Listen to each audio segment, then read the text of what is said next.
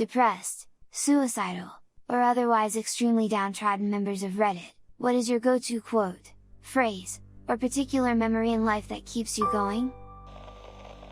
Yoda saying, while looking at me with these old, wise eyes, calm you must stay, and carry on you must. Somebody up there really wants me dead, so I'm gonna stick around just to flip them off. Don't kill the person inside you who wants to be alive. Every time I feel down and or have suicidal thoughts, I think about the part of me who went through so much shit to get to this place. I don't want to throw away the effort of that person. There's a Butters quote from South Park, actually. I love life, yeah, I'm sad, but at the same time, I'm really happy that something could make me feel that sad. It's like, it makes me feel alive, you know. It makes me feel human. The only way I could feel this sad now is if I felt something really good before. So I have to take the bad with the good. So I guess what I am feeling is like a beautiful sadness. My parents will not be burying their child. What the fuck, Richard? At least I'm not pregnant. This is kind of convoluted, but I spent some time volunteering as a sort of teacher's assistant for a while. One of the teachers I assisted, called Cindy, had this ritual of getting everyone to say I can do it, you can do it, we can do it before every activity. I didn't think much of it at the time, just a way to help the kids get some confidence. But after the kids finished their final presentations and Cindy was giving her farewell speech, she said, if anyone never tells you that you can't do it, even if you're telling yourself, remember. Cindy says you can do it. And those words have stuck with me through some of my hardest times. I often find myself murmuring I can do it, you can do it, we can do it when I'm in a rough spot.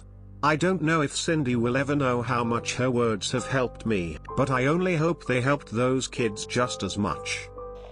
Former addict and major depressive here. I say the Serenity Prayer at least 10 times a day to keep me on point. For those not familiar.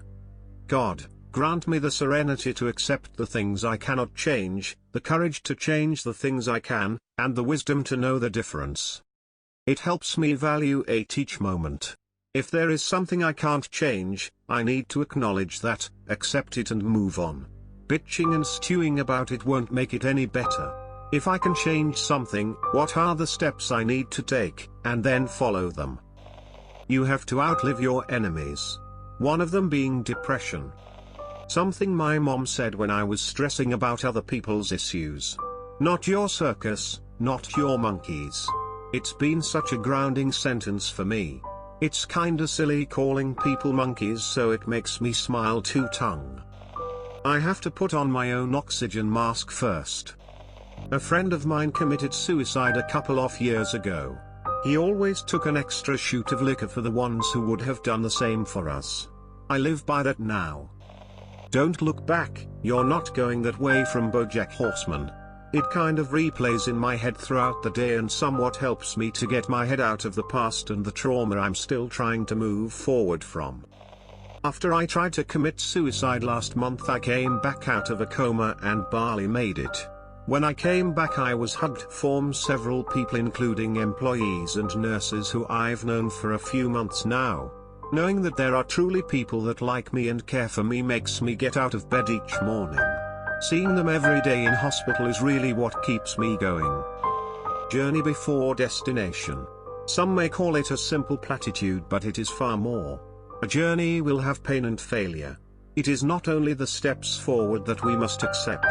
It's the stumbles, the trails, the knowledge that we will fail, that we will hurt those around us.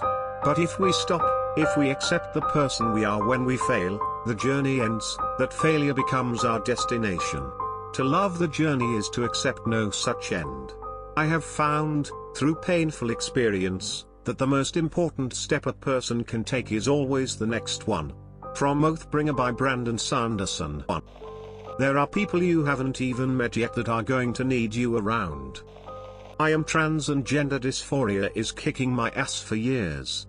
Many times it got so unbearable that I wanted to die. What keeps me going is that if I go now, people will remember me as someone I am not. I want to be remembered as who I really am. I want to be the real and best me before I die. I want to live as who I am. Edit, thank you people for the silver and gold. My mum says to me, don't say YOLO, you don't live once, you live every day. It's entirely a joke, she thinks she's hilarious, but it also genuinely inspires me to enjoy the everyday little things. Go mum. Not a quote, but my shrink once told me something akin to the following: you know how suicide ends. You don't know what will happen if you try to survive. And #X200B. In our sessions, when I started becoming suicidal, she had me come up with a plan for what I would do instead of killing myself, my plan A. The one where I wasn't certain of the outcome. We went into specifics, what the hospital would be, who I would text on my way in, what I might experience while I was there, what medications might make sense for me to try. She absolutely saved my life. And #X200B. It's been almost 5 full years since that visit and I'm largely happy. The depression isn't gone, though I did come off the Lexapro I was prescribed for a couple years. I am back on it now, but it's manageable enough. If I ever slide back into suicidal thoughts, that'll be what I do, come up with a new, extremely detailed plan chock full of contingencies, and I really hope others try it too. You know how suicide ends. You don't know what will happen if you try to survive. My youngest brother. I practically raised that kid, and when I moved out of my parents' house he attempted suicide. I've been suicidal this past year, but just the thought of him taking his life because I did, I can't do that to him. His therapist had asked me to see him as often as possible. I'm going bowling with him today. Edit, wow. This blew up. Thank you so much, kind strangers, for sharing your stories and reaching out. We both had an amazing time bowling and playing billiards. Edit 2, thanks you so much for popping my silver cherry. Bowling https://imager.com/gallery/3oif99t. The first time I ever had sex, I slipped it and started humping away. About a minute goes by, I notice she's shaking. Check to see if she's okay. Shaking from laughter. What is it? I say as my confidence is rapidly dropping. You non ha ha me. What? You're not in me. Oh? I look, just been fucking her thighs. God damn it. Please tell me that story brings somebody joy, because it still keeps me awake at night. A smooth sea never made a skilled sailor. Franklin D. Roosevelt. We'll figure it out. My gent and I have very bad luck and a handful of anxiety/emotional disorders between us. My anxiety coping mechanism is to come up with a worst case scenario plan and work up from there. And #X200B. Our wedding is this summer, and while stressed, we'll figure it out works for us. Because that's what we do. Do not go gentle into that good night. Rage against the dying of the light. I miss my first husband and grieve his suicide every day. I don't ever want to put that pain on my family and friends by taking my own life. It's getting better. For me it's 2 things. First is my children, and when that doesn't work, which can happen if I'm swinging hard and the mania is egging the depression on, it's the thought that you can achieve even late in life. I'm 41 at the moment and had a good youth relatively speaking. Dragged myself to where I want to be, studied to make up for dropping out of university in the 3rd year when I had my first proper breakdown. Then I got settled and discovered that's the worst thing when you're driven. You get soft. You have no purpose. We were never rich but weren't starving, had a wife, had kids, got soft. Then the bad started getting hold again. Stopped exercising, stopped eating right, got lazy, which is just what it needs to take hold. I just think of people who started late. Ray Kroc started McDonald's as we know it till he was 52. He'd had ups and downs, but he never stopped grinding. Darwin didn't publish The Origin of Species till he was 50 and lots shut him down at the time.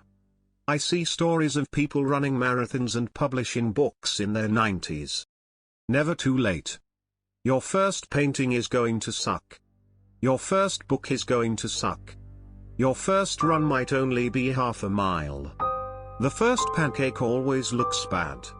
Like Bob Ross says, talent is just a pursued interest. Anything you're willing to practice you can do.